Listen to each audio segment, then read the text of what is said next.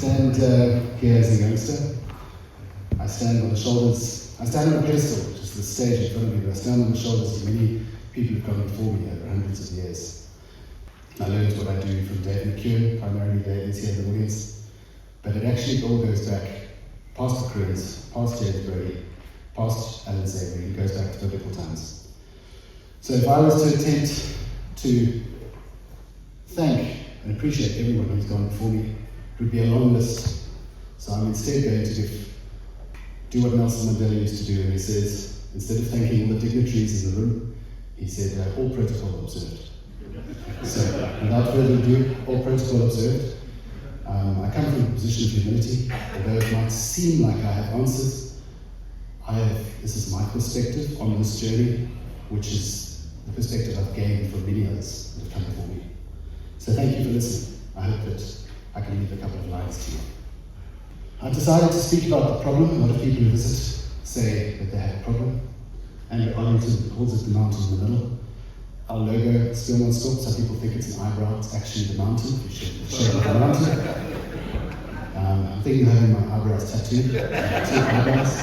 That's our mountain in the middle, and I like to think of it as our tower, and we work around the mountain. So, just a little line. You'll see on many of my slides there's a little one-liner at the top. My one-liner here is we can't predict the future drought, but we can plan for it. And it talks to what Jane spoke about just now.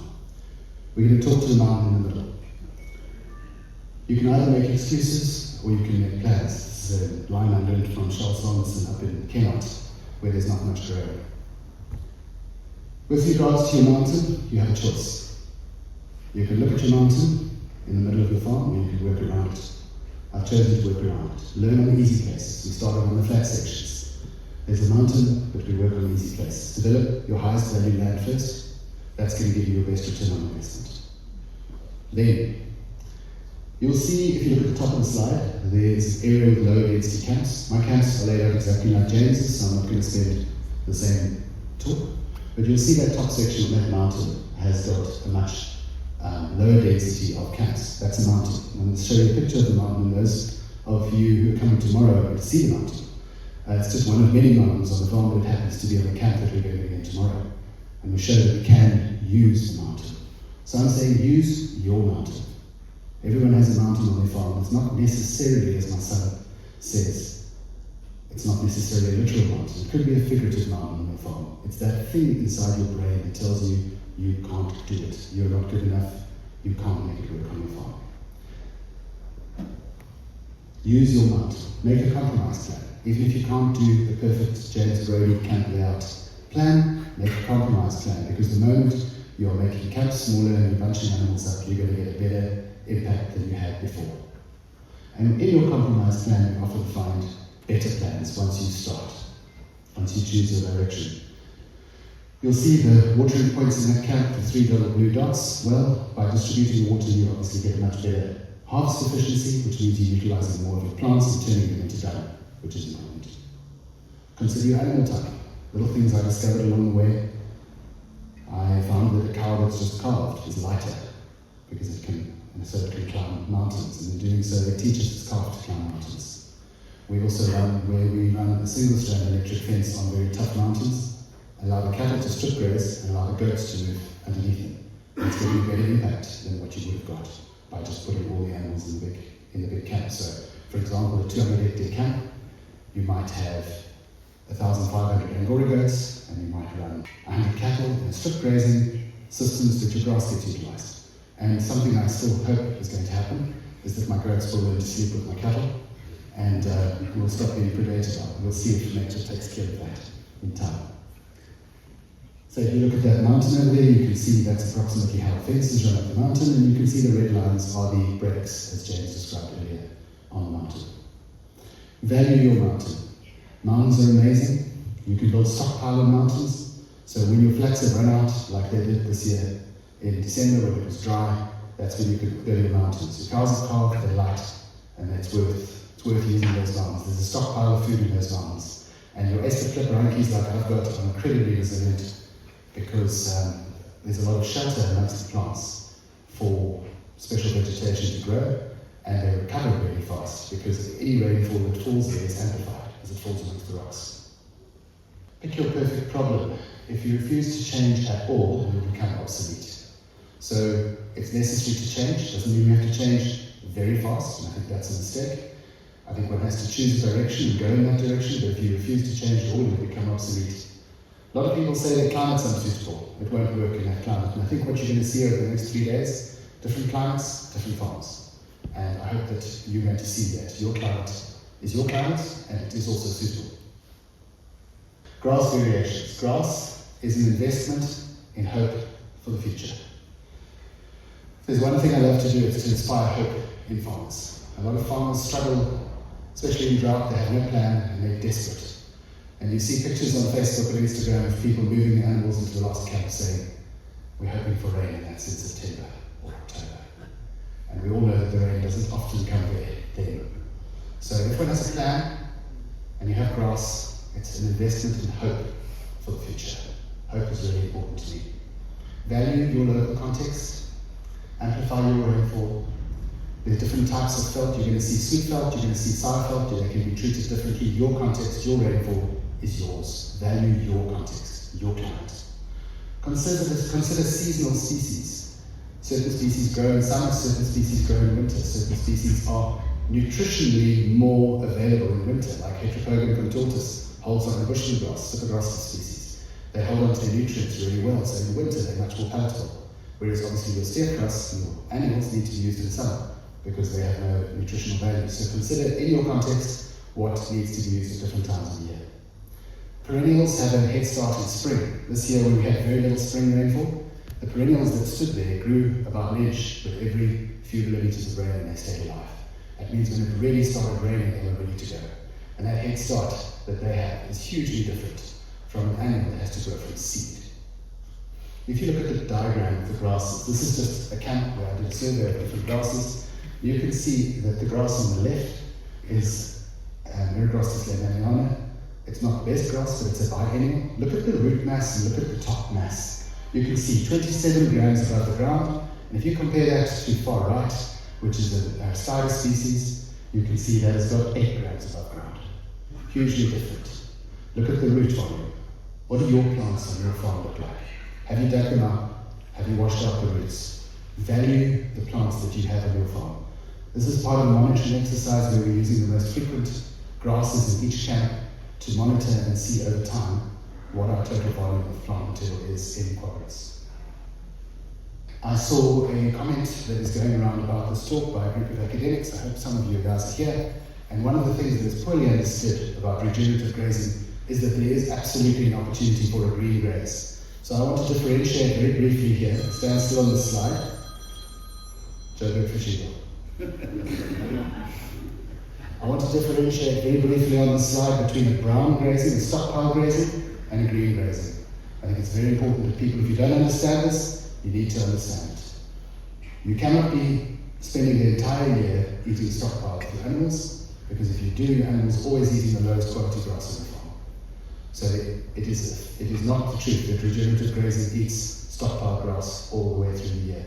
There is a green grazing option. So to demonstrate this, I've done a little diagram that I hope makes sense. You're either moving on the yellow section, which in my case is approximately 400 days, and you're moving through your stockpile, which is 400 plus days, or you're waiting for your plants to get to the right stage, which is mature, basically end of phase 2, start of phase 3, it's when your plants are starting to seed, when your plants have done what they're supposed to do, and then you can graze them again. We don't know how many days that is. I'm saying 170 days here, but it'll depend on rainfall, but that gives you the opportunity to go back. And that's when your animals pick up condition, just like what James said, you need to utilize that time. That's when your cows need to be calving, that's when you need to be using what's free. Just an important point. Oh, there's our little slogan, I love that. Using hooves and mouths, we plant and harvest our land. I'd like you to put that in your head. That's what we believe in. Alright, back to the stockpile. In green grass, you use lick, with stockpile grass, you need to use lick as your lever, just like what James spoke. Lick allows you to utilize your stockpile grass, low protein grass. Not going to go into the technical details, there are nutritionists who understand that well. Make sure that when you graze in stockpile, you're using lick as your lever. In the summer, however, you have the opportunity to pull your lick back. If your animals are eating green grass in summer, It means that they don't need to digest that fibrous material, which produces a lot of heat in the rumen. In our hot climate, animals really struggle with having to consume dry grass in a hot climate and produce a whole lot of internal heat where there's external heat, and then what ends up is they eat less. And that's the last thing we want animals to do. So our cycle looks like this, very simply. We graze this first stockpile the first winter, right? Then, when the grass is grown, we go back in the summer and we graze when the grass is seeding. That's called a green season graze. Then we rest for a full growing season, allowing the ecosystem to totally recover. Whatever processes we try to but don't necessarily understand, that whole growing season allows those ecosystem processes to complete, and then we start the cycle again. Okay. You look up above, you'll see two pictures, the green graze. You can see what we're doing in terms of green grazing, where we're not taking everything, we're taking some, leaving the rest behind, and then we'll stop the total graze, what's called a total graze. You can see that's when you take everything on a stockpile graze. Infrastructure is the next part of the talk. I'm going to talk very briefly on infrastructure. The advent of the solar-powered electric fencing unit and the solar-powered pumps has made a huge difference. As James listed, the wire fence and the windmill has caused a deterioration of solar-powered units and made a huge difference. We use totally portable infrastructure. I just did a quick sum. We run it, James says he runs a 3 rand a metre. We run a 15 rand a metre, is what our unit costs. 26,000 rand for a 1.7 kilometre, I think it's 1.7 kilometre fence, and that is portable. So we use that throughout the year. So you're going to see on James's farm what works for him, you're going to see on my farm what works for me, and Rowan's what works for him. You get to pick your solution, not your problem. Pick your solution. Right, totally portable infrastructure. One of our value systems is we only leave behind footprints. Everything goes. Poles, nothing left behind. We believe that your best tool is the one you use every day. So 15 rand a metre might sound like a lot of money, but you're using it every day. It keeps going throughout the year. So that 15 rand a metre comes to a lot less money once you start stretching it around, because that's what you use every day. Okay, you're going to see that on the farm tomorrow. Appreciate your solar buttons. James, I didn't like the fact that you said it's currently free, because the last thing you need is to start getting taxed to the sunlight. Let's hope we can buy the credits on sunlight. Solar pumps, water whenever you want it. You can see I've been taking tips from Gilroy Lockhart. Solar Energizer's shortcut to shocking solutions. It means you don't have to run long wires that have shorts all the way along them. You can have your solar power, your Energizer right where you need it. And photosynthesis is obviously something that we really do value, the value of the sun. Stomping station is a word I've recently created, and that's what we do when we use hooves to plant and harvest our land. So we create a stomping station. You're going to see it tomorrow when you're at the livestock station. Have a look at the stomping station. That's where the sheep lick area is and the cattle lick area is. So we specifically target areas where we use hooves and mouths to plant and harvest our land. Ooh, caravan style. How do I miss that? I love the journey, the original meaning of the word caravan. The original meaning of the word caravan is not the luxury caravan that you might use to go to the RTF Garfield resort. A caravan is a journey or company of travellers on a journey. And when you meet my shepherd tomorrow, I've explained to him that his caravan is his animals, that's his sheep, his cattle, his troughs, his lick bucket, his stopping station, himself, and his caravan. That's the caravan. And as they move through the farm, like a great herd migrating through the farm, so they're using hooves and mouths to plant and harvest the land. We use a dual feed pumping system, so we have 2 solar pumps, Regenerative ABC pumps. They're going to show you the pumps and how they work. Effectively, the way we do it is we have a solar pump at the bottom, and that's pumping water up with the red line, which means that where the trough is, we get our 2 litres per second, as James is saying.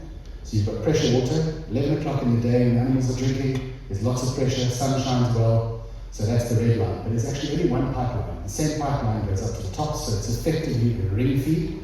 We can explain this to you tomorrow. And at the top there is another solar pump, and that does the night storage. Because if your bottom solar pump isn't pushing enough water past your cow's trough, you don't get enough water in your reservoir at the top. So what we do is a dual feed system. The top one pumps directly into the night storage dam, which can gravity feed at any time, so effectively our pipe is working in 2 directions, and the bottom one is pumping water up to the trough.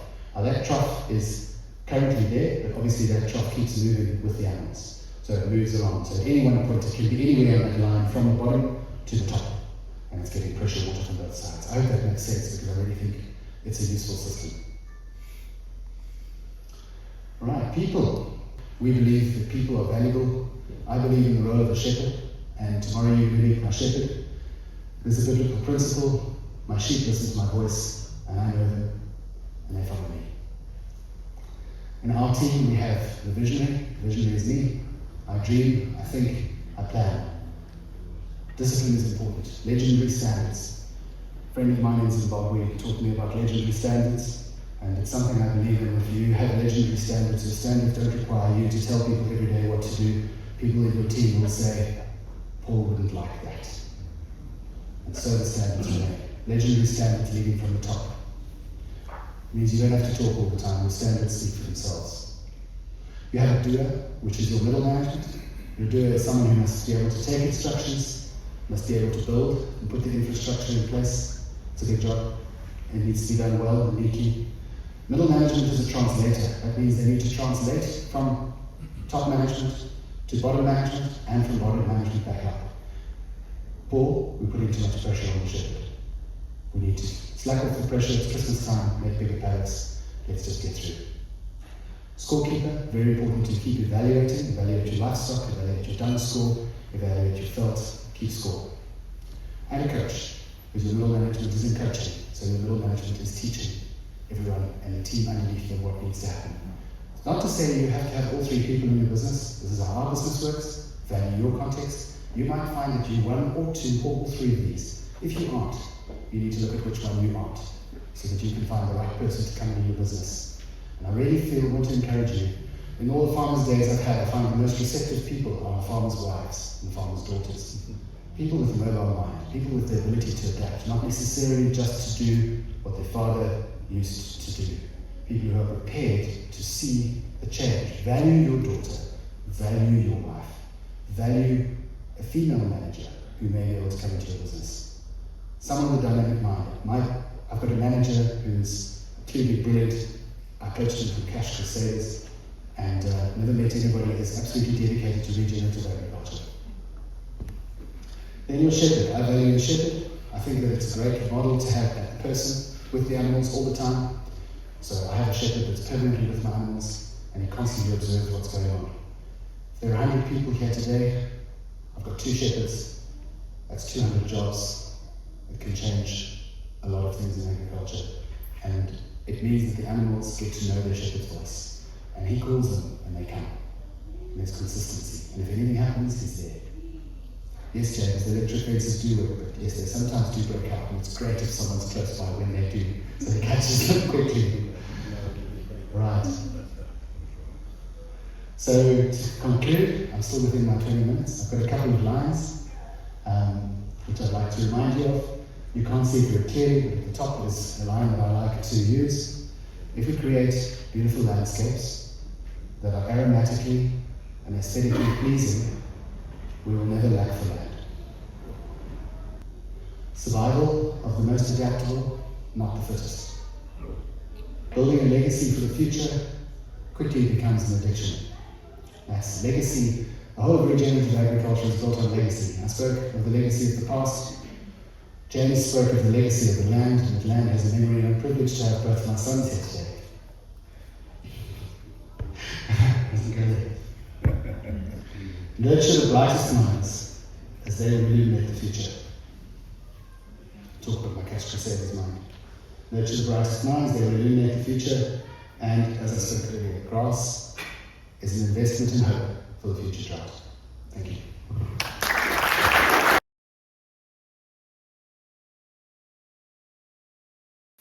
I chose this space because it's nice, a little bit higher without you guys having to climb too much of a hill. And the idea is if you stand behind me, you can see this screen over here. I'm going to demonstrate things to you on the screen to give you some perspective of how I put this camp together. So this is a 400 hectare camp, as I said to you. The fence runs at the base of that mountain. The fence runs just over the horizon over there. There you can see the fence line going up. You can see it coming down at the base of Speelmanskop. There's our mountain. And then it runs behind this kopje and it comes back. So we are currently here where the red dot is.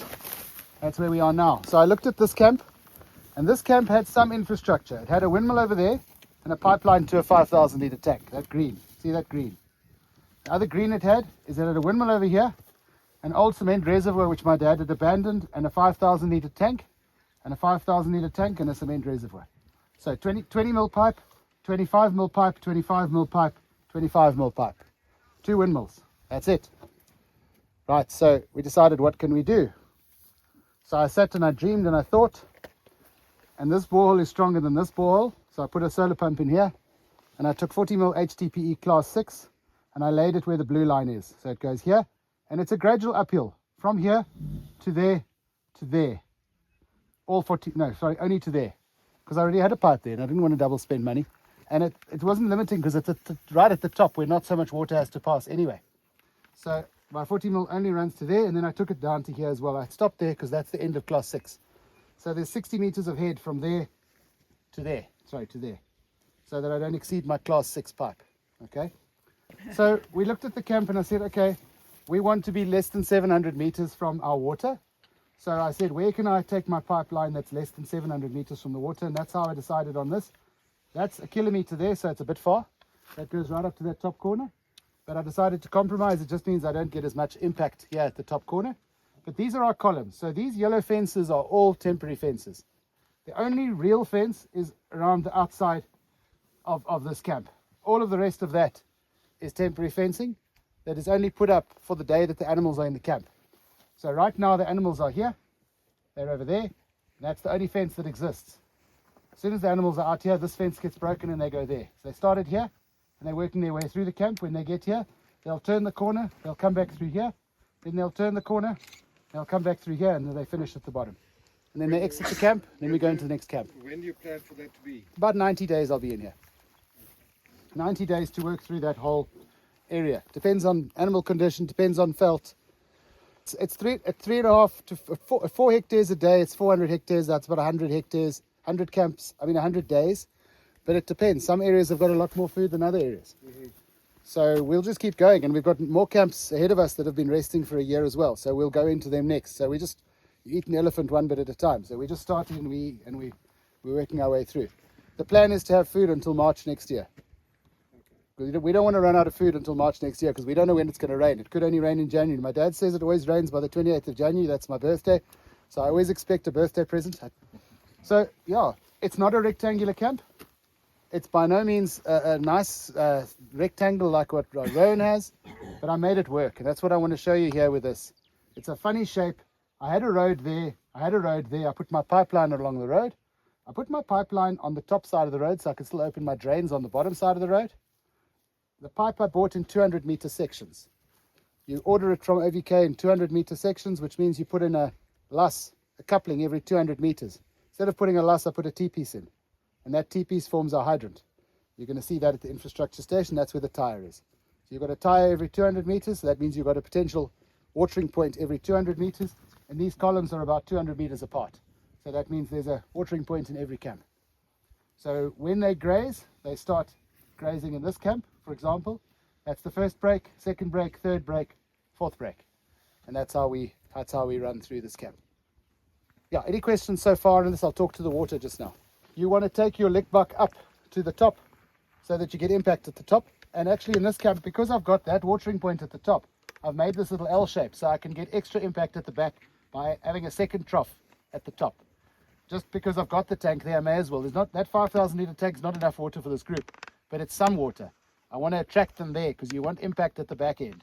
So I don't normally have that, but I'm just using what I've got. So because I have 2 tanks there and I've got water there, I may as well use it. Actually, those 5,000 litre tanks, I don't use at all. I fill them up and they stay full of water and I don't use them at all. The taps are closed. It's just reserve capacity. I run everything from the water system. This solar pump pumps water for the daytime. So it's pumping water up and the cows are drinking. When the ball valve closes, the water goes past and it goes to the reservoirs. But if the animals drink all day, no water goes past. So that's what this solar pump is for. Where ABC is now, this solar pump tops up the reservoirs so that in the day, that water is going straight up. But it also means that where my animals are, they've got pressure water coming from both sides of the 40 millimeter pipe.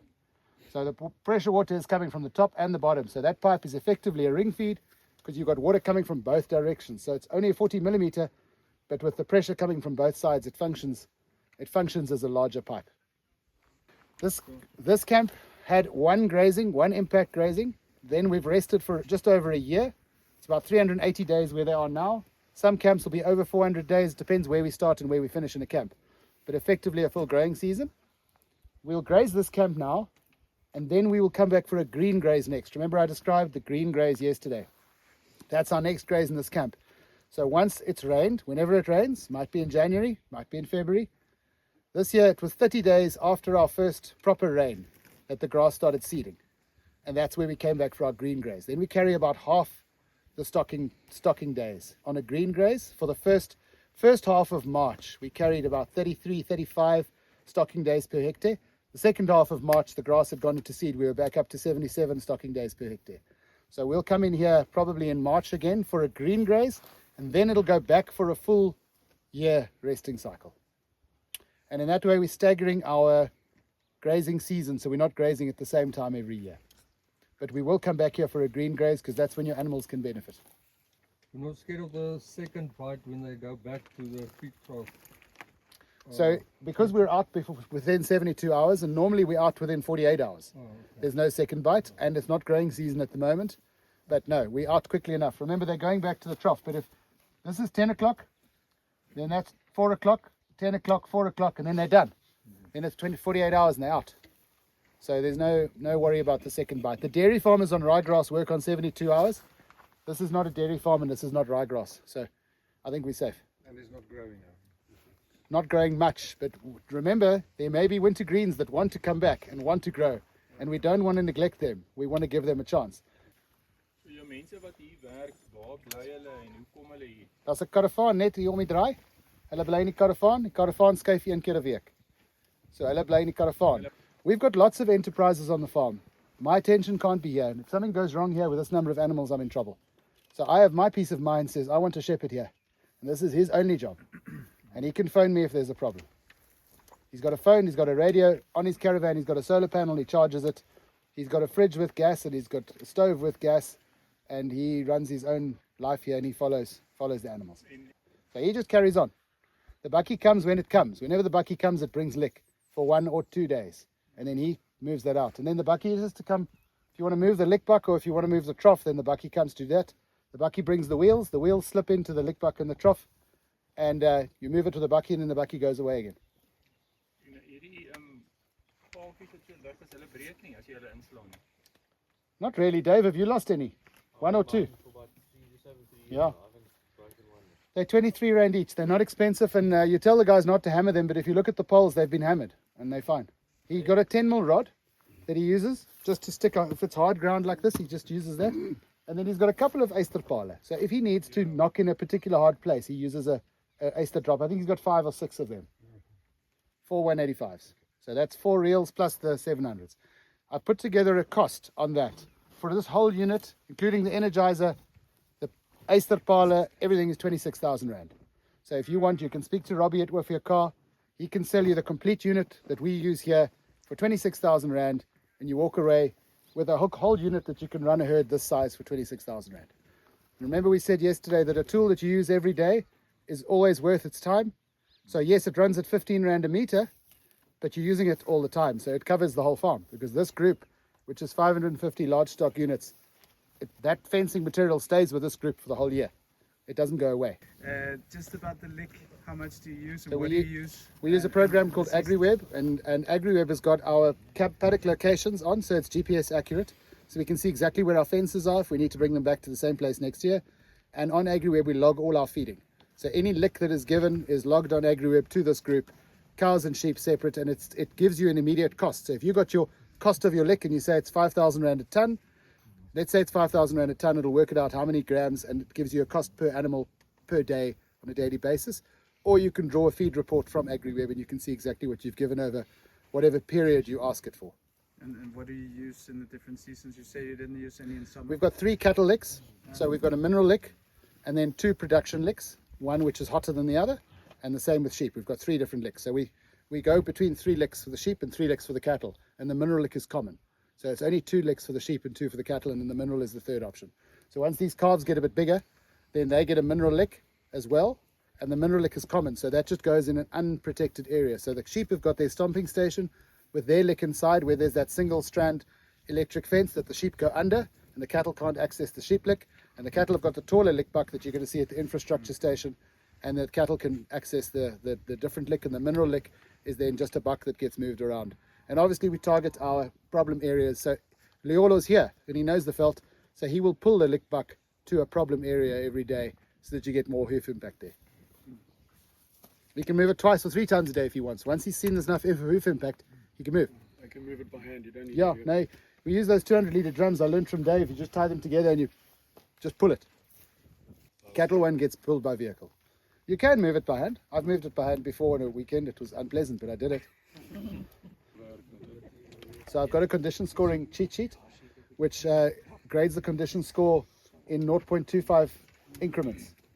And it tells you, it starts off at a decision chart at the top, where you're either looking at ligaments or bones, and then you follow that down on either side. And it tells you where to look at your ligaments and your bones in the different parts of the body where the ligaments and bones are. I don't do it, he does it. He's got that cheat sheet, and he condition scores them. So he's got a data sheet that's with him. So once a week he has to condition score 50 animals. And then, well, he condition scores until one of his columns is full. So if the 3s are full, then he stops. It's around about 50 animals. So I get a bell curve every week. You can see if your bell curve is moving left or right to see if your animals are improving or deteriorating in condition. And then he scores every individual animal based on its tag on a monthly basis. We only just started that now, so that we can find out which animals are not adapting. So we already started it last month, and any animal that's not adapting gets scored once a month, so we can see if that animal's condition is dropping relative to the whole herd. The same is done for the sheep. And then we do a dung score as well to make sure. Dung score is your immediate indicator if your lick is wrong, because we don't want the animal to lose condition. We want to pick it up in the dung first. So we start with a dung score and then we move on to a condition score. So he's got his cheat sheet on his phone, and he's got his clipboard, and he's got his data sheet, and he fills it in. When he's done, he sends a photo to Tertia. She just inputs the data, and I got the graph, and I can see what my condition of the animals is doing. So if he gets it wrong, does it matter? Because it's his eye measured against his eye. So it's the same person doing it. So it's a relative score. So if his 2.5 is my 3, it doesn't really matter as long as it's his 2.5. We're just looking at what the animals are doing. We're not looking for an absolute. We're looking for movement. It trains him. It's actually not about the score. It's training him to look at the animal. And then we do a condition score of the veld as well. So every day he moves, he has to report what the score is of the veld behind him in a break. So he'll say the veld is a 5. If it's a 5, it means it's untouched. If it's a 4, it means the desirable species have been taken. If it's a 3, it means all the desirable species and some of the knikkiesgras, this Leimaniana, that one there, some of that is gone. If it's a 2, it means just the stalks of that are left. And if it's a 1, it's just steergrass left. So he's got a cheat sheet on that as well. So he tells me what goes on every day with the veld and what's left behind. So that veld that's left behind there is still a 3. And we would normally drop to a 2 before moving. But I didn't want the animals to be too hungry when you arrived. So I gave them a little bit of a bigger break yesterday. Vanity gets the best of him. At least I'm honest. I'm interested, sort of tongue in cheek, but I'm interested in the criticism you're picking up from the scientific community.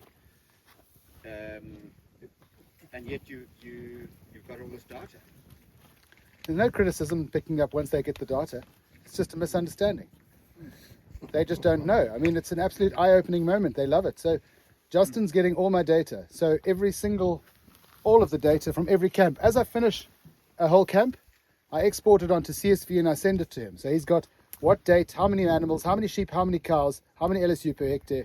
Because I've got weather stations, he gets all the meteorological information. He's got a student at UCT who's doing the NDVI imaging on a 3x3 resolution. So he's monitoring on a 3x3 resolution that. And now he's got the student coming to work on carbon as well. I don't even know. I've got a whole thesis I've got to read.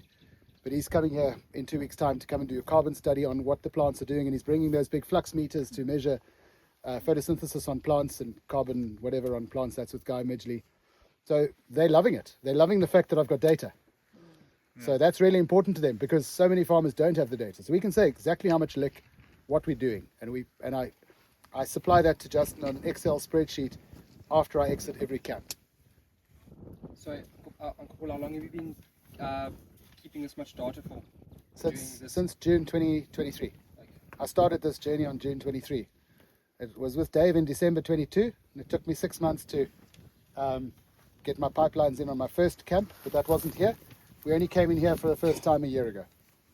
Justin's at Critfontein. He's an academic at Critfontein. He's serving as the link between me, farmer, Critfontein, sort of a low-level agricultural scientific institution, and then he, through the Grassland Society of South Africa, has a network of grassland scientists around the world that he's interacting with. So we're kind of filtering the information through him. I feel that he's close to the ground. So when it comes to ground truthing, so when they're doing satellite information, the satellite guys are sitting doing desktop evaluation. Critfontein is close by to be able to come and do the ground truthing element. So they can say, what does that satellite information really mean? Other work I'm doing, incidentally, is I'm working with Feed Tech who do my licks.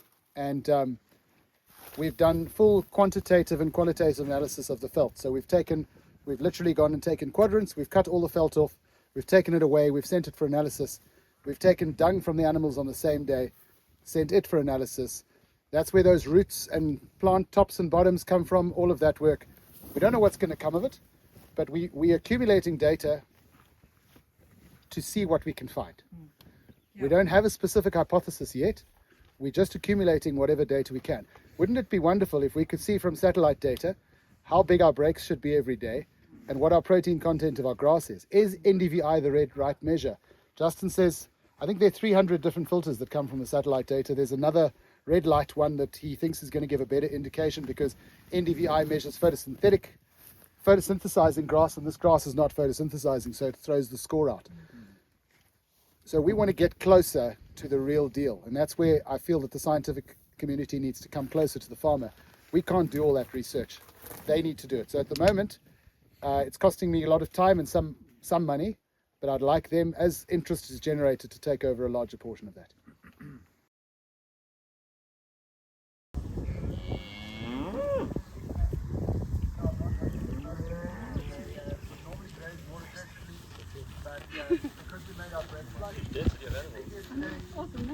So between myself and Kai, we're going to chat about the infrastructure. Yeah. So infrastructure, I think we'll just start with the basic electric fencing. So as you can see, Paul's got obviously these posts coming up here with the two-strand wires. A lot of guys use the poly wire, but it's very thin and it doesn't last. Like it breaks. Yeah, constantly breaking, and the breaking strain, I mean, the car just pushes against it and it'll break. Where the poly braid, it's a 3.5 mil, 3.15 or something like that, just over 3 mil. It's got a breaking strength of about 120 kilos, so it doesn't easily break. So it lasts a lot longer. The only problem with that is that you can only fit max of about 200 meters on a reel. So that's the only disadvantage of it. But other than that, I mean, I've had some of that poly braid now for about 3 years, and it's still fine. You know, I haven't had any hassles with it. He uses those Nemtech reels. I personally prefer the geared reels. He obviously rolls up hell of a lot quicker. But there's some working parts in it which can fail. I think that's why Paul's gone for just a normal standard one-to-one reel. And he's got guys there all the time. I don't actually have time to, have a guy there all day reeling up. We want to get the job done and move on. Yeah, like and then 2 strands, not 3, David. It's just for ease. Just That's ease all we off. need. It works. It works. Your sheep holds them in, no problem. 2 live, say. I've gone to 3 when I've had problems with the sheep getting out. Especially in drier times, I find the earthing a big issue. Because it's so dry, you don't actually have that earth, moving through. So if you're going 500-600 meters away, your test will tell you that the voltage is right, but because the animal is not earthing, it's not getting back to the earth, you potentially could have problems, especially in dry conditions. Yeah. So David, when the sheep have got more wool on, does it also Yes. prevent them Yeah. from getting shocked? Yes, it does prevent them from getting shocked. Yeah. Especially on the neck, they just go through, and then they do seem to go through sometimes. But generally, I mean, once they've learnt, they seem to stay in. Yeah, so I'm happy to take you on a little walk around and show you how everything fits together. Is that fine with you guys? Yes, please. Cool. And then also, lots of you will ask how we do mountains. we don't go with 3 hectare blocks. That's pretty hard to do on a mountain. So what we'll do is we'll make fences over the top, and then we make breaks along. These two guys are absolute professionals at this. They know exactly how to do it. But start on the fluctuators, and you get to the mountains, and they build breaks, and then you put them in a week for the break. It's better than putting them in the entire camp for a month. So the smaller and the high density you can go is better. I think it's important just to, with a water system here, you use what you have. Where I'm pretty flat, so I don't necessarily have I don't have a higher point to pump water up to. So I've also put a lot of piping. So I've got an Eskom pump for Eskom point, fortunately, and I've just continuous pressure running into the trough, and then from there, obviously have a water storage slightly higher. But I'll never get to 4 bar pressure, in certain areas, because it's just too flat. It's almost impossible. So you just got to Adapt it to your climate. Adapt and come up with a plan that'll work for you. Yeah. Okay, cool. So we're gonna move up to the sheep lick, and then carry on from there. Go to the cows lick. Liolo and David over there, they're gonna show you how to condition score the cows, and then we're also gonna check the trough. See how that works. Yeah. When you're doing body scoring, we check for the bones and the ligaments. But I have a cheat street that I'm checking on. At first, check the at the tail. There is that thing that almost made a V. There is like almost down like this. Yeah. Before that, yeah. I first check if it's a V like this, then I'm gonna check the bones. I know that one is marred, it's not right. I have to check for the bone. But if it's not exactly V, roundish, then that one is better. I have to check for the ligaments only. And then I score it from 1 to 5. But mostly here I have 3.75 mostly. The big cows, all the old cows. But I also have 4 point something. But 5 is too fat. It's rare to find here. Now you can check there. If you see there, that one, at least it has a fat there on the tail. Yeah. So at least that one, checking by that is a, that one is it's below 3.25. That one, if it's like that. But if you can see the tail and the sacral there, that bone that connects these pins, if you see that out, then you know that you're gonna check the bones only that one. This one, it's close to 3.75, but I'll give it 3.5 that one. Also the felt we also score it. It's also between 1 to 5. But we started if it's a 5, then it's ungrazed. But if it's a 4, they only took the seeds and they left the grass. Okay. But if in the 3, they ate half of the grass, and then 2 is only few patches that left. 1 they grazed everything, only stay grass that is left. What do you do if you see the body condition score is dropping, like below 2.5? If it's dropping, then I've got to check with my camps how big my camps are. Maybe I'm giving them small amount of food, so I have to make my camps bigger. Okay, and do you change the lick in relation to that through the winter? Yeah, I also do change it. When do you put the rams with the sheep? Was they already being... No, the rams are already out. How long did it go to take them out? About a month? Yeah, about a month. So that's pregnant. They need to be scanned. Yeah. You scan the sheep? Yes. We scan the sheep and the cows. Cows are being scanned on the 28th. I speak under correction, but as far as I know, Paul AIs a lot of his cattle, and then he puts bulls into yes. to cover So us, we AI, and then but we have 300 cows and only 3 bulls. Yeah. We're trying to get the Truly genetics in. Last year we had 1 Truly bull that we AI'd with, and then we had 4 Anguses that we backed up with, and the Truly was there as well. But this year we just backed up with Truly bulls as well, because we got some of Uncle Dave's cows here, and he sent some bulls with. And so yeah, we mated the heifers separately. We mated them. How old were they, Leola, the red tags? We did a very early mating. It was about 6 months early. We mated them. Were they 16 months, 18 months? The heifers. we didn't get very high conception. I think it was 60%, but we tried it, and now we're remating them now soon. Did we already remate them?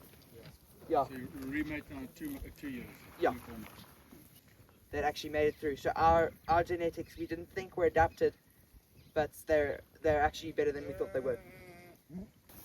It's about 7% soil, and then 2.5%. Okay, so we're just talking about Garlium. It's a product that we use. It doesn't kill the ticks, which is nice.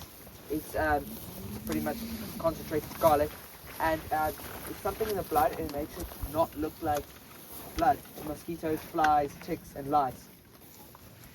So you can see this lick buck is higher. It's 210 litre drums. We just so yeah, and it's the same ones that we use there. We bolt them together, and then these are old windmill irons. And because we don't use our windmills anymore, use them again for something else. They're the stub axles over there. So yeah, we just put those in there, hook it up here, and you pull it. We try to put it on bare patches to try and get impact there. I think what's important about the whole, it's not just, or if you just talk about the lick quickly, is to monitor the intake so you know exactly how much urea they're taking in a day. Regardless of the amount of grams they're taking in, it's the amount of actual urea they're taking. So a cow can handle up to about 125 grams of urea a day. So you could be at 50% and she's only getting in 100 grams. Or you could be at 25% but she's actually getting in 150 grams because she's taking so much more. So that's you know, most people tend to talk about percentages, but you've got to work out the grams of urea that specific cow is getting in. What do you aim at, Dave? 100, at least to 100. Okay, and on what weight cows? I mean, I aim for 85 on 325 kilogram cows. Look, my cows average about 400 kilos.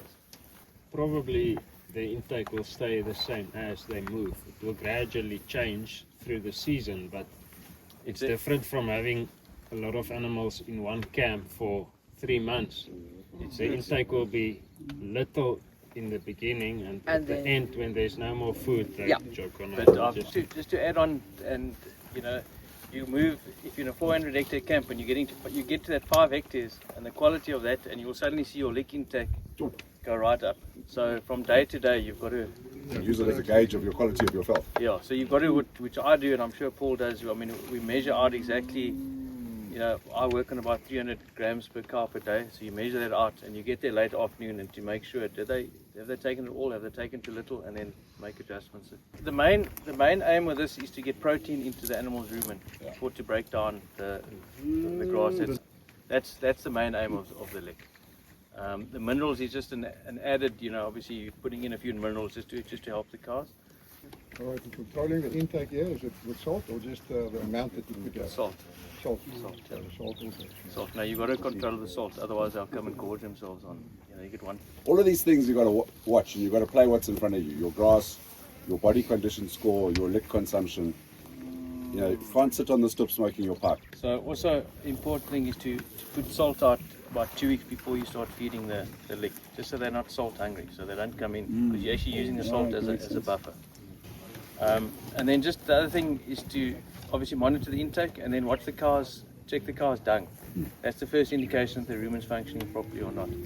As soon as you're getting that ringing on the dung, you know you need to up the protein. There are 2 troughs. Sometimes we just have one, but this is a big group, so we have 2 troughs. There's one here, there's one over there. We have an 8X ball valve. It controls it much better than your normal one, and it really has quite a lot of pressure. So yeah, and this is a conveyor belt trough. They come in different lengths. This one I think is a 3.5, and that was a 2.5. You guys built this yourselves? Or no, we bought it from OVK. It's called a conveyor belt trough. Right, hi everyone. Hello. Was everyone at the walks yesterday, or we got some new people? No? Okay, good. Well, so we're in a very interesting site here now. I think similar but different to what we saw yesterday. I think this is, my feeling is a slightly higher altitude than where we were, and yeah, we've got a quite a few species in common with the site yesterday, but there's also now a few other things which I'll point out. And these first we'll start with this bare patch we've got here. This camp was last grazed just over a year ago. So, and it was the regen's only been going on here for a couple of years, so it's in an earlier stage in its plant progression.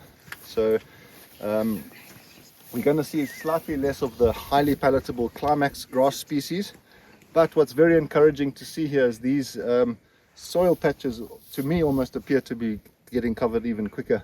And a major reason for that is here we've got this couch grass, which is doing very, very well here.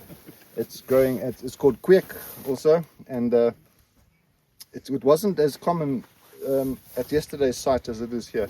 It's actually forming carpets and big groups. This is also quirk here, and that's why it's in English it's also called couch grass, because in some of the more tropical parts of the country, these mats of it can get like this, and you can lie in it, and it's comfortable, great. But the quirk is a very interesting grass. It's probably the most underrated, undervalued grass in South Africa. It grows throughout most of the country.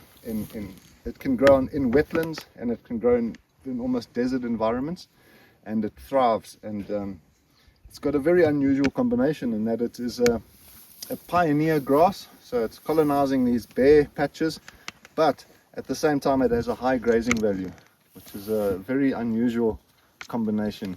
Normally a pioneer plant species has got a very low grazing value, but the quirk actually responds very well to being grazed. I don't know if anyone's been up to the tropical parts of the country there, northern KwaZulu-Natal, parts of Kruger, along the edges of rivers and lakes. You'll see where the hippos have been feeding, and it makes a nice lawn. That is this grass that's been turned into that, and it actually makes a perfectly good lawn and gardens and golf courses and things like that. And it's also a bit more water conscious water-wise than some of the more common garden grass species, kukuyus and things like that. So yeah, it's really undervalued, but it's a wonderful grass, and you can see how well it is. You can see all along the edge here, on the edge effects around these bare patches, this grass is starting to cover and grow over this. Okay. So I'm glad you're standing in the barren bare patch, because we're breaking the soil cap a bit. Hoof action, yes. So it's definitely these are shrinking quickly. This quirk is doing great, and then there's a number of other species also that's doing the same thing. We've got carrot seed grass here, which is a tragus. It's not palatable. Animals don't eat it. It's not that pioneer grasses are not, animals aren't able to eat them. Some of them are a bit tough and probably less nutritious, but the main reason that pioneer grasses aren't eaten is because they provide very, very little feed. Sometimes just a mouthful, but grasses, as a general rule, 90% of grass species are not toxic, or they have very few species have chemicals and things in them that the plant produces to deter predators. The main thing is that they just don't offer the leaf value of the other plants.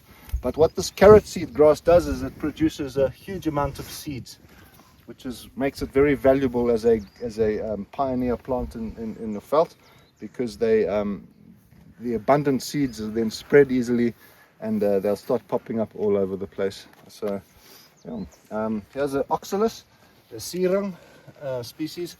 Also works as a pioneer, but you get them in all kinds of veld. And as I said to you yesterday, they produce a little pod. All plants that produce these pods are legumes that fix nitrogen. So all these little interactions from the plants here are helping to make the soil a little bit more habitable for various things. Okay, here's an ant. That's a really key species. There's two species of ants here, but this one here is the black harvester ant, and you can actually see it. These two workers are actually carrying seeds, and they are considered in the Karoo soil engineers. They critical in the seed dispersal for many plant species, plus obviously their digging action and so on with their burrows. helps to loosen the soil, it helps in the nutrient mineral cycles. And yeah, when an aardvark finds a burrow, they dig it out, and because these ants collect seeds, they eat some of the seeds, but many of the seeds are actually untouched. And once it's been dug out in the mound that the aardvark has created there of all the excavated sand, it's all the little seeds, and it's soft and a better place for plants to germinate and grow. So they are considered ecosystem engineers in the Karoo, the black harvester ant, and we've been seeing quite a lot of them, although we haven't yet found where the nest is, but it'll be nice to see. Okay, a tilp is or Karoo iris, this one is also known as, is it's an iris. Oh. Yeah, and it grows in all sorts of felt, good felt, bad felt, but it's overabundance in felt, so when you get meadows of it, there's a sign of prior overgrazing.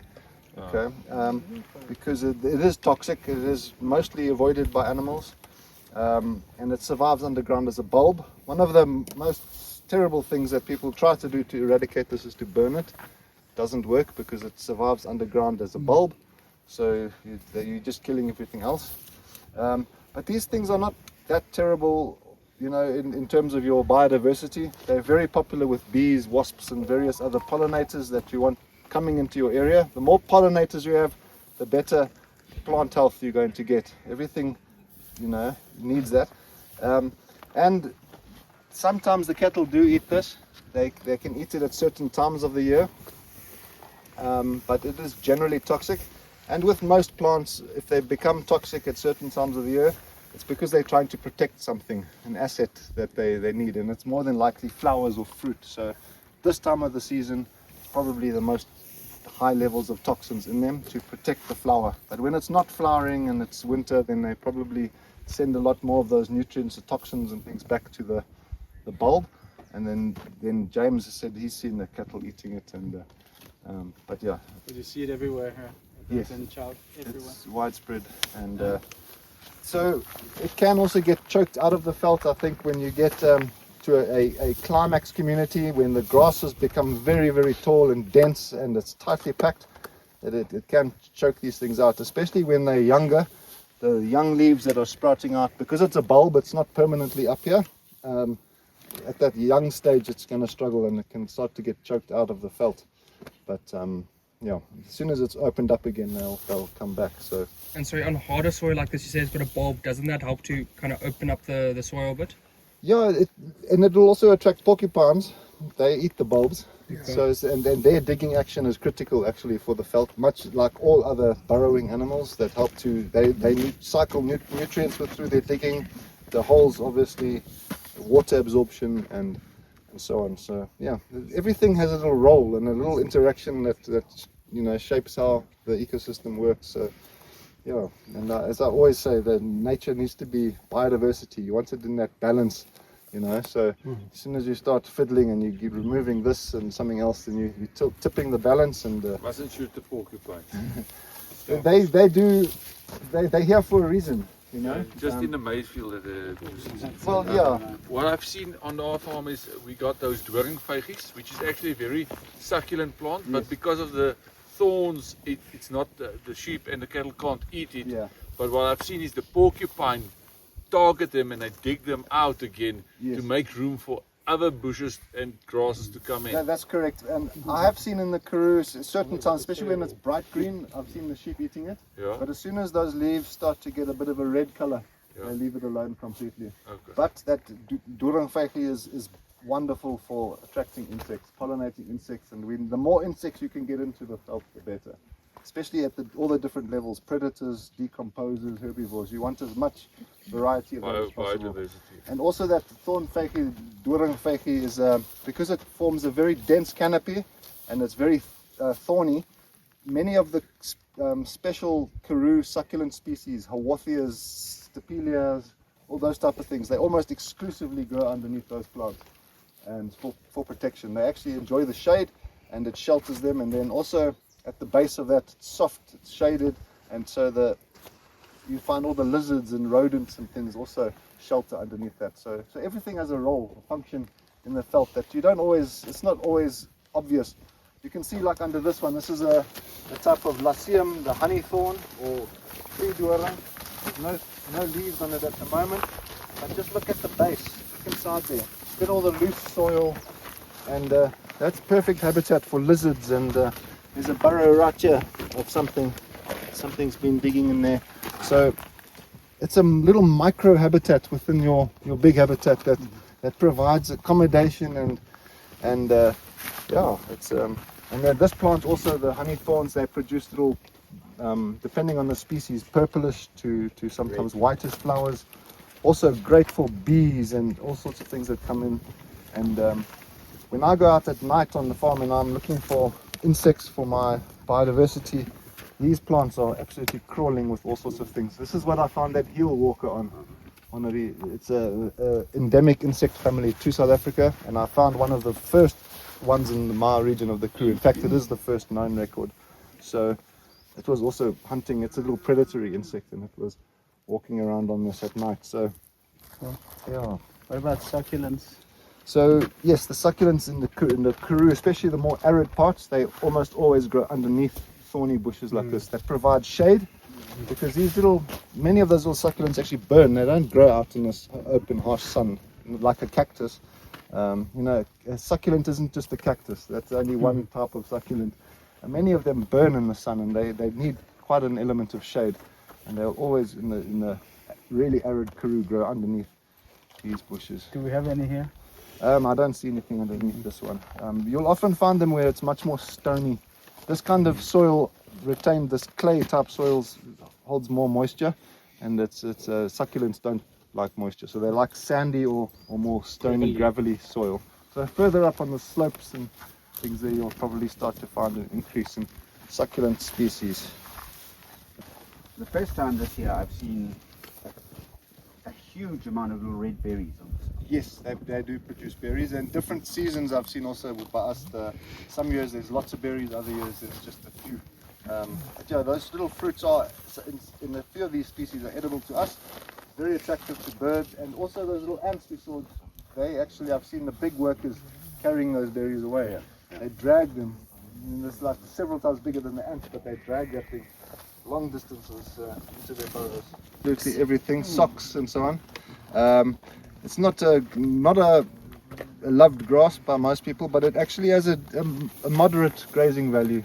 The animals can eat it. It produces quite a limited amount of leaves, but it has a moderate grazing value. And I have read that people also have made hay out of it, but I have no idea why you'd want to, because you're going to get this burr on everything. But it tends to grow also sheltered in bushes because it has like a scrambling growth form. It often sort of scrambles up and climbs up. You can sometimes see it quite high up in a thicket, and as it's climbed up.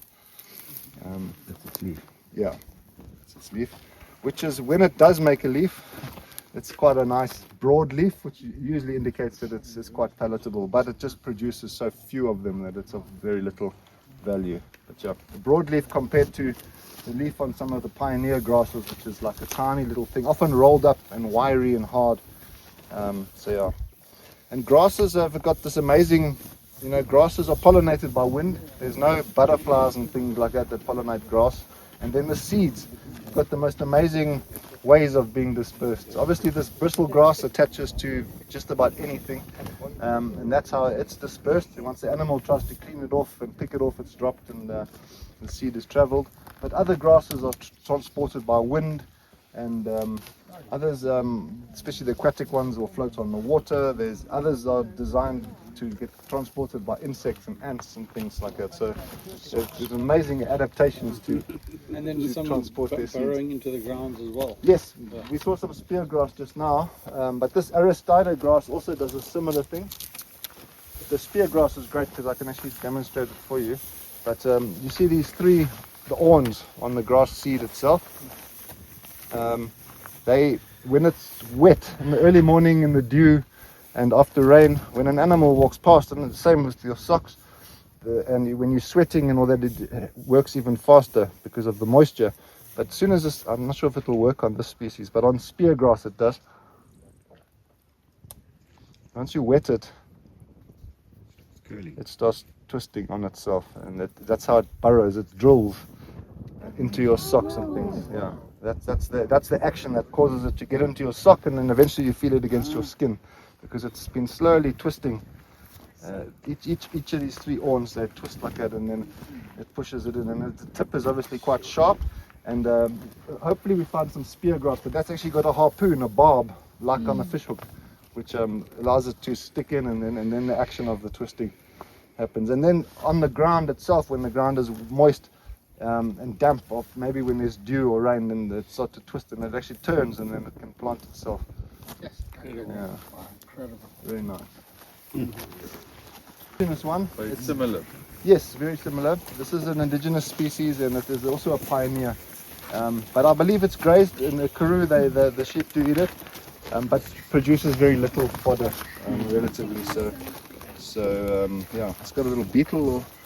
Yeah, it's a monkey beetle, or some kind of a scarab that's on here.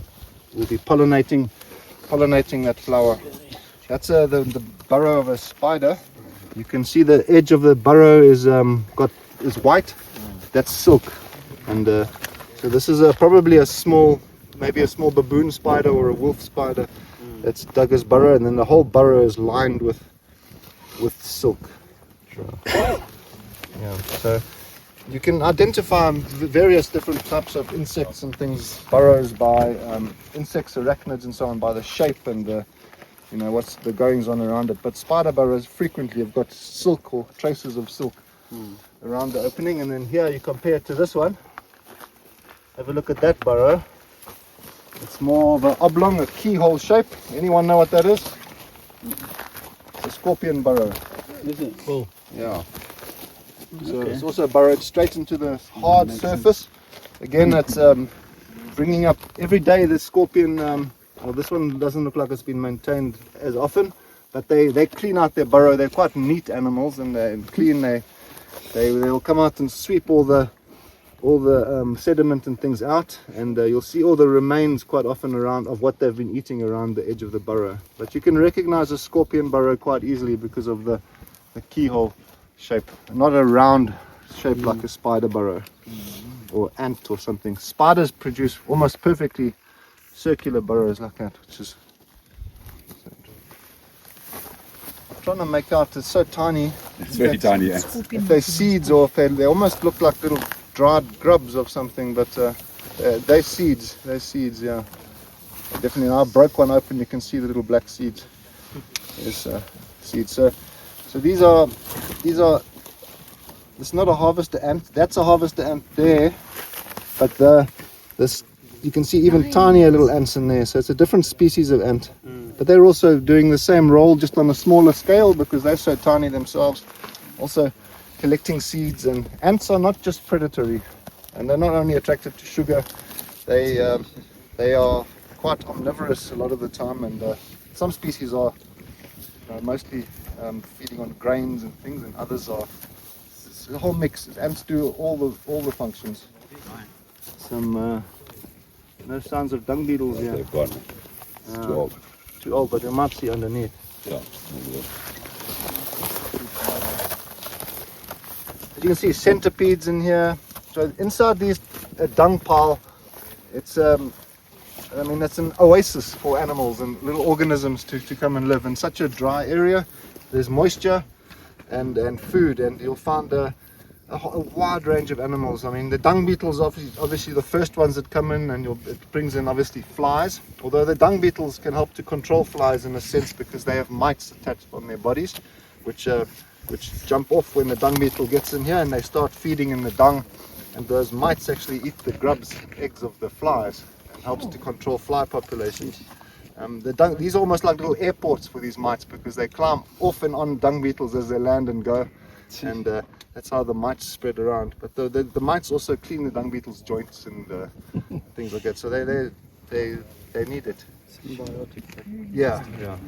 Just you get the crust. So, and very soon, this is being worked by insects of various types. But very soon, all you're going to be left with is this dry crust, which is sun-baked, and that in itself will eventually just turn to dust. and there'll be no traces of this left quite quickly. Yeah. And then if once we get into winter, the dung beetle activity slows down, and they kind of hibernate for the winter, and then the termites will carry on the job, and because this is just grass matter, that's what the termites are after. So once it's dried up, the termites will then start to remove what's left of it, and there'll be nothing left. So yeah, everything works together. But I think it was still linked to that. It's termites that have done No, I this. picked that stick up over there. Okay, but it would have been something similar because you can see the wood here. Okay. That's a piece of wood. So this is just the old casing from the outside. So when a termite feeds on the wood, they put that casing of wood over and they can forage underneath, and they start removing the dried wood, cellulose and so on. Okay. So this is something that happened some time back, and then this is just the casing that's left from the outside. But you can see the traces of the wood here. There's a piece of stick in there. And there's a little nest there. What's that? Where? There's a hole in there, and there were ants coming out there just now. Okay, yeah, ants, but there's no termites left here. So ants don't do this. This was 100% done by termites, but the ants do tend to move in. They feed on termites a lot of the time. So you'll often find ants around the edges of termite mounds and the burrows and feeding activity and so on. But this was made by termites originally. But they will eventually, if we leave this on the ground somewhere, they will also come and start cleaning that up as well. All part of the nutrient cycling. Yeah. Critical, actually. Nice. Okay, Andrew's spotted here this is the remains of a nest, so this is the harvested ant that I spoke about. Mesocapensis, I think, is the species. You can see some of the major workers are the bigger ones, and the minor workers slightly smaller.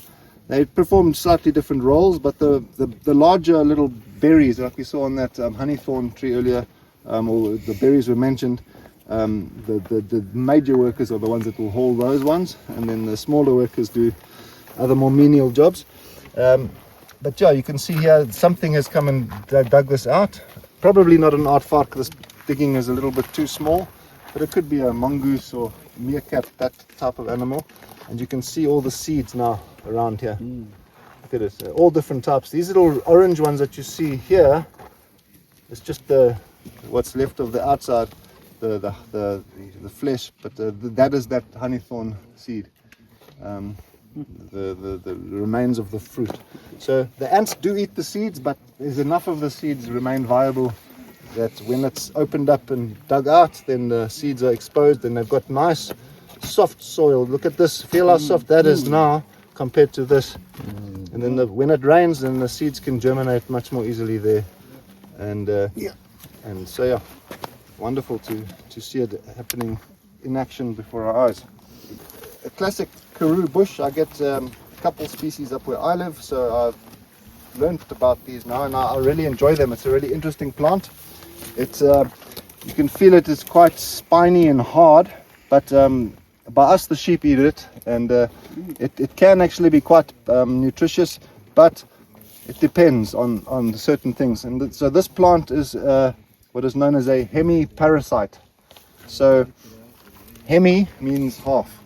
So it's a half parasite, and the reason for that is because it is still green, so it can photosynthesize, producing its own food from sunlight energy, but it also has an adaptation to attach to the roots of another plant, often something in the daisy family. Here we've got the Karoo, the Pensia, which is in the daisy family, so almost certainly more, I would be prepared to bet that it's attached onto the roots of this. And so what happens is in the dry season, well, let's say now in the rainy season, we've had rains, and currently more than likely this thing's photosynthesizing and feeding itself. But once we get into a drought condition, it will then start to tap into the nutrients of the plant it's attached to sustain itself. So it's an interesting dual function. But so if it attaches to a palatable plant, it's itself palatable, but sometimes they can attach to a toxic plant and then they become toxic. So it's important to check what's There's another one there. Yes, a smaller one, yeah. What's the origin of the name? Okay, the strandbos. it's pollinated by flies, and so it produces very small little greenish brown flowers.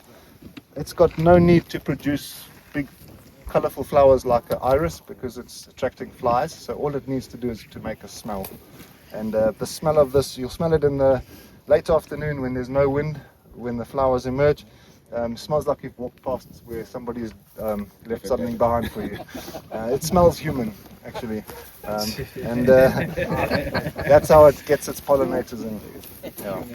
But the porcupine enjoy eating it, and it also produces a little transparent berry when it's almost see-through, whitish transparent, and then the birds and various other insects, harvester ants and things will take the fruits away. But yeah, it's a fascinating plant. The sheep will eat it in this state. Where I live, the sheep eat it, yeah. Also when it's so hard like this? It's always hard like this. Okay. Yeah. This one has been grazed. You can see it here. All the places where it's been bitten off. So it's hard, but it is somewhat palatable depending on a couple of things. So this one was kicked off.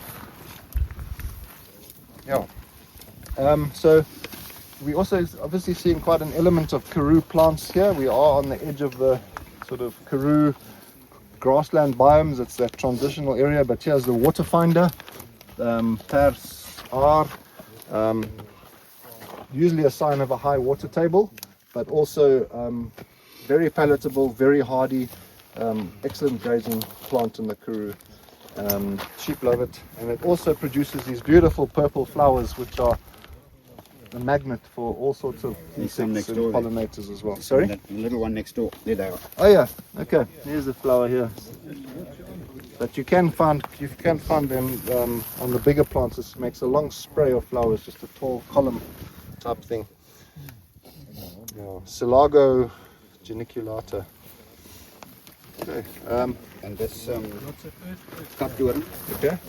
Yes, katdoorn is a asparagus, type of asparagus. And they are also palatable. I've seen they get nibbled at the young growth, which is when it's soft. Humans can also eat many of these asparagus, wild asparagus species. The growing tips are softer before they and thornless, and it looks exactly like asparagus, just a miniature version. And I know that African peoples in the past have also eaten them. Yeah. If you're on survivor or something, you can try. But they become quite thorny and spiny after a while. I'm not actually sure what's been scoffling here. Digging up the soil surface. Is it not partridge? It looks a bit too extensive. I've got like hectares of partridge where there's lots of ankies, literally. Yeah. Okay. Digging up the ankies. It is actually the ankies that's been dug up here. There's a couple of traces of the plant here, so but I'm not 100% sure myself what's done this. When I first saw it from back there, I almost thought pig, but like bush pig or something, but I'm not sure if they have them up here. Shallow pig. Yeah, could be. But you can see I don't think this is birds at all. You can see some of the excavations here are much more deeper. Not porcupine. I'm going to say probably most likely porcupine, but they're often big holes. This is like, this is just the surface that's been disturbed. Where's Dave?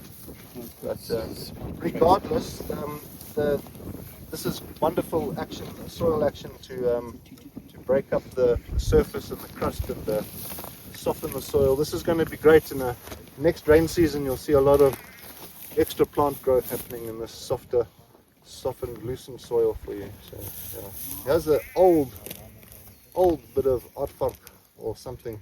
Looks like it's got no, it's not aardvark. It's got the same look about it, but yeah. Anyway, all this churning up of the soil. That's very important. Yes, it's very busy. I mean, there's the table where we started, 15-20 meters away. So lots to see. Yes, you can see the bees. Must be smelling better than that one. Yes, no flies on this one. Although there will be some species of flies attracted to this, like hoverflies, bee flies, and things. But yeah, there is actually a fly on there. But yeah, so this is going to be sweeter smelling. The purple color is going to attract insects. So when you look at a flower, yellow, white, blues, purples and things like that, almost pink, almost I would say almost exclusively pollinated by insects. Those colors insects respond to very well. Insects see actually a wider range of colors than we can, because they can see ultraviolet also. So flowers actually tend to glow in the sunlight with the UV, and yeah, insects can pick it up and they come in and have a look. There's actually some flowers in South Africa, particularly in the fynbos areas, but it just looks, for example, like purplish, but if you shine a UV light on it, suddenly it's got lines and arrows, and it helps various insects to guide their proboscis, for the long needle-nosed flies to come in and to know exactly how to get into the center of the flower. So ultraviolet and all that plays a key role. But you can also tell the shape of a flower, like a daisy, these kind of flowers, which is easy access for many insects, and open flat flowers, things on pensiers. There's a little yellow one of the Cape marigolds down there. Those are almost also always pollinated by insects.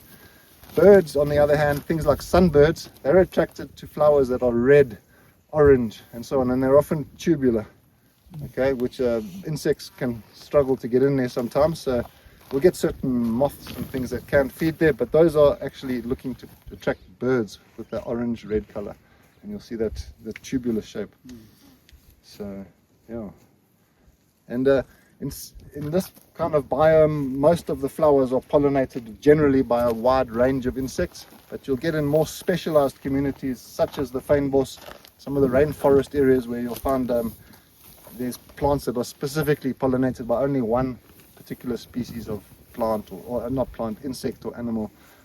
But this kind of flower, and most of the flowers in these environments, the Karoo, the Grassland, they're pollinated by a wider range of insects. So yeah, the more pollination you can get going on, the better, and the healthier your plant reproductions and things are going to be. Pollination is a critical stage. We've seen, for various other reasons, places in the Karoo where maybe locusts have been sprayed and so on, where sometimes there's a reduction, a loss of pollinators. Some of the farmers have to bring in beehives, they hire beehives to bring for their onion seeds, because there just aren't enough bees anymore in the veld. So yeah, you must always treasure them. If you've got a place where there's lots of insects coming in, preserve it, encourage more, because they do play a critical role. I mean, everywhere we're looking around here, we can just see there's harvester ants. There's another one somewhere went here, transporting seeds. We've got bees pollinating, so they're really busy. Winter hasn't hit this area yet at all. And here's a cool thing. Have a look at this. This is anyone seen this before it goes away?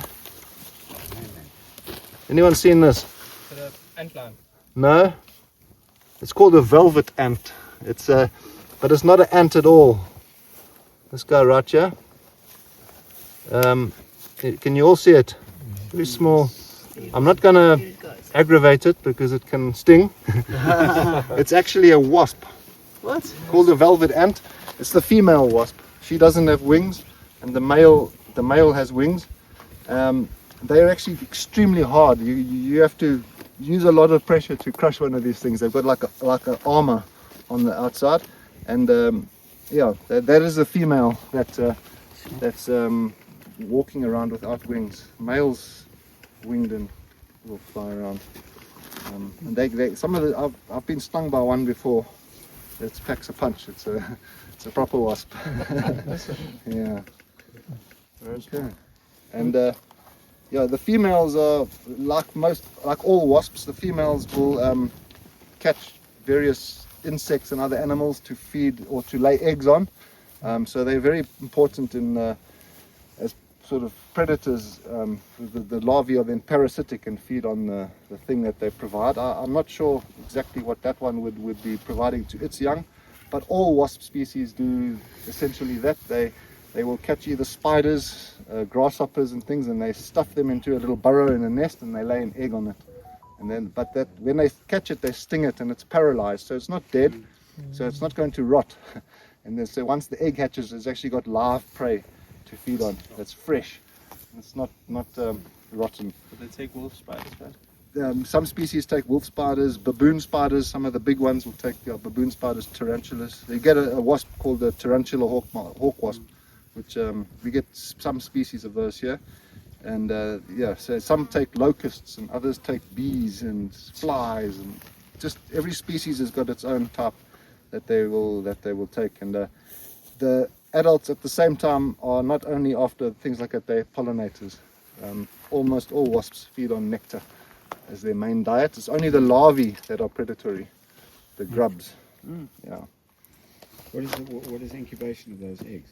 Oh, it varies. How long is that thing immobilized for in the pantry?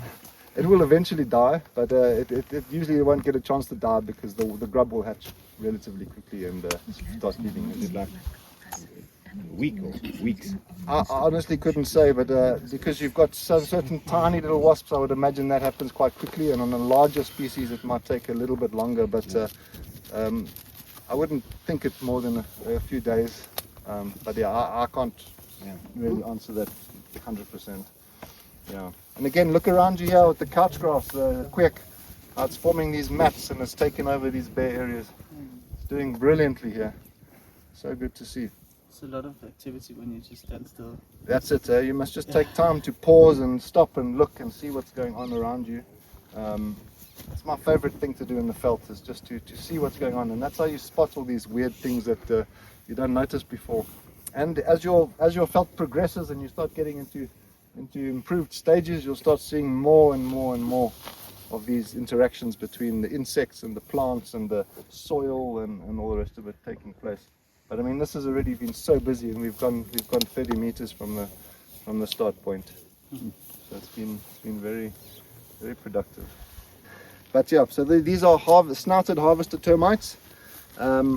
This nest it looks quite good, but the fact that there's plants growing out of it probably means that this mound is dead.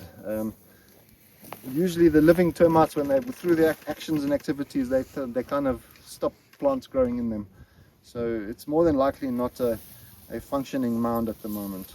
Because yeah, they're very fastidious and meticulous. The termites they clean around their nest, they stop other things growing in it and on it. And you guys know about lichen? That's because of the higher levels of carbon dioxide in the atmosphere that there's so much lichen on, especially the acacias there. Is any truth in that? Could be, but lichen's always been around, and it tends to grow more often on certain plant species than on others. And you'll also find lichen growing on rocks, just on bare rocks. And on rocks, lichen plays quite an important role in the breaking down of rocks eventually in the soil cycle. Slowly over many years, they start chipping off bits of sand, effectively, that erosion that's happening there. But a couple of really nice, colourful pieces of lichen. But lichen is a symbiotic relationship between a fungus and an algae that sort of at the cellular level bond together.